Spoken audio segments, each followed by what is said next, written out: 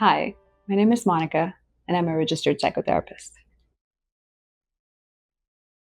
My approach is rooted in really humanistic values and with the anti-oppressive lens. There is space for what you're going through, and then there is space for everything that's happening around you that may be exasperating what's happening in your life and what's happening within you. Everyone's different and unique, and you have your own needs, you have your own wants, and different experiences have shaped you into a different person. In that perspective, healing really happens relationally. The humanistic perspective is guided by an empathetic, gentle approach, but there's an underlying current of empathy and genuine care and respect in the therapy room for yourself and your autonomy. And that's the big differentiator I find.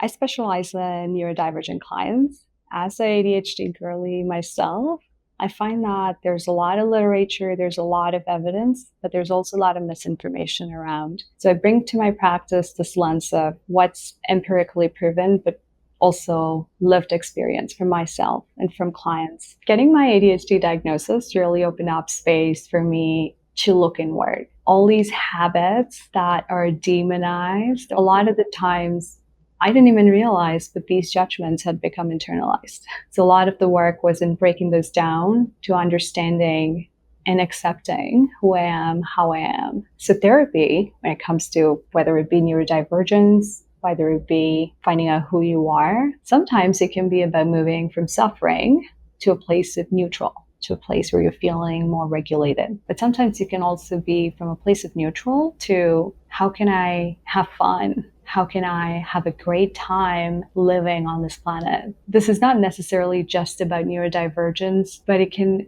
go across various areas. Maybe you're not able to identify your feelings. Maybe you just feel off sometimes, or something's changed in your life very recently. Therapy can be a space really to explore all parts of you without having to label in any way. Going to therapy for the first time, it can be pretty nerve-wracking. Yeah. Even being a therapist myself, I can understand this is a person that you're meeting for the first time. Maybe you're expecting that you have to share everything with them. I find that often it's not really the case. You take your own time.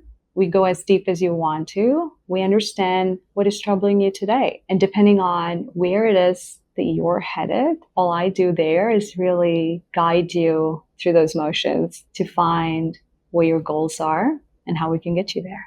My commitment to you is we'll do intentional work. We'll try to understand the patterns of your nervous system, see what tools work for you, what resources you may need, and ultimately how to find congruence in yourself. And wherever you are in this journey, you don't have to do this alone.